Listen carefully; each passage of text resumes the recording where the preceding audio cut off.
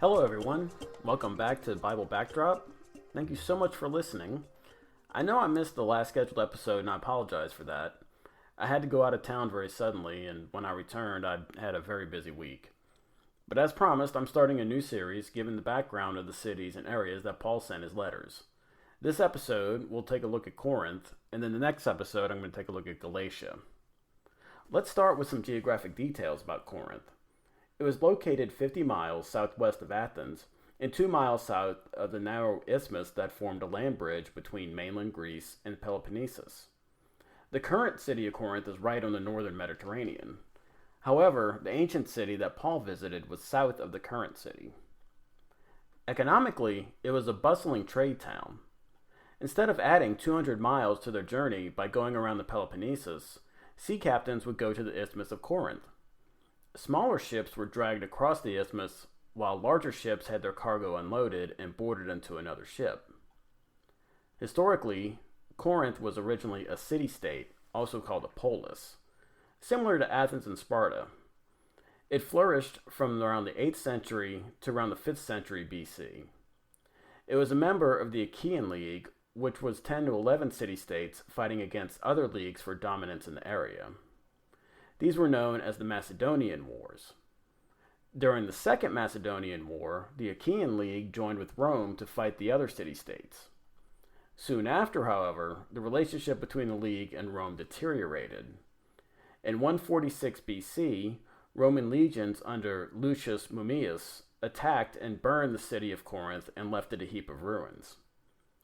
In 46 to 44 BC, it was rebuilt by Julius Caesar as a Roman colony. It's the second version of the city that Paul visits. The majority of the population was Greek, but it also had a lot of Roman military veterans, with some Phoenicians and Phrygians who were Greeks that inhabited central Anatolia, or what today is known as Turkey. When you read the letters to the Corinthians in Luke's account in Acts 18, you also notice Latin names such as Aquila, Priscilla, and Crispus. Its population count ranged somewhere between 100,000 to 700,000 people, most of which were slaves. There was also enough of a substantial Jewish population that they had a synagogue. Now a Roman colony, Corinth became the capital of the province of Achaia. Rome poured a substantial amount of money rebuilding the city. They added new shops, public buildings, an amphitheater seating 14,000, and a large public marketplace. When Paul gets there, it is a beautiful, modern, and industrious city. It is also thoroughly immoral. First, it was the home to the Temple of Aphrodite. The temple included 1,000 cult prostitutes who plied their trade in the seafaring town. Many sailors and traveling salesmen passed through and spent their money indulging themselves in the city's temptations. In his book, Letter to the Corinthians, William Barclay writes, quote, "She had a reputation for commercial prosperity, but she was also a byword for evil living. The very word, Corinthias este, to live like a Corinthian, had become a part of the Greek language and meant to live with drunken and immoral debauchery. Elian, the late Greek writer, tells us that if ever a Corinthian was shown upon the stage in a Greek play, he was shown drunk. The very name Corinth was synonymous with debauchery, and there was one source of evil in the city which was known all over the civilized world. Above the isthmus towered the hill of the Acropolis, and on it stood the great temple of Aphrodite, the goddess of love. To that temple there were attached 1,000 priestesses who were sacred prostitutes, and in the evenings they descended from the Acropolis and plied their trade up the streets of Corinth until it became a Greek proverb, 'It is not every man who can afford a journey to Corinth.' In addition to these cruder sins, there flourished far more recondite vices, which had come in with the traders and the sailors from the ends of the earth, until Corinth became not only a synonym for wealth and luxury, drunkenness and debauchery, but also for filth." End quote. In addition to the temple of Aphrodite, they also had a temple to Poseidon, the god of the sea, representing their livelihood, and the god of earthquakes, which was always a constant danger in the area.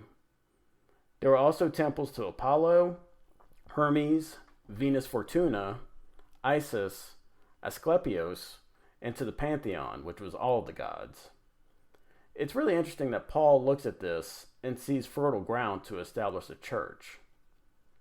Corinth was also home to the Isthmian Games. These were biennial competitions second only to the Olympics and done in honor of Poseidon. The winner received a crown of wilted celery. This may be Paul's reference to a perishable crown in 1 Corinthians 9:24 through 27. One interesting archaeological find that you can see in the original city of Corinth is the bema. We see this in Acts 18:12 when Luke talks about the judgment seat of Gallio, the Roman proconsul. The bema was a speaker's platform where Gallio passed judgment. The Jews in the city accused Paul of trying to convert Roman citizens to Christianity, which was illegal. Apparently, the evidence was so flimsy that Gallio dismissed the case. Paul constantly had issues with this church. This isn't terribly surprising given the raging immorality in the city and the fact that it was a seaport. This meant people were constantly passing through and may have been spreading heresies and idolatry. The 2 letters that are part of the Bible were not the only letters Paul wrote to Corinth. He mentions at least one more and alludes to another, so that he may have written up to 4 letters. Well, that's it for this episode of the Bible Backdrop. I hope you enjoyed learning a bit about Corinth, and this will give you some context next time you're reading those letters. Next episode, I'll tackle Galatia and then Ephesus. If you want to get in touch with me, please email me at biblebackdrop@gmail.com. If you enjoyed the podcast, please leave a 5-star rating and review. Thank you so much, and have a great week.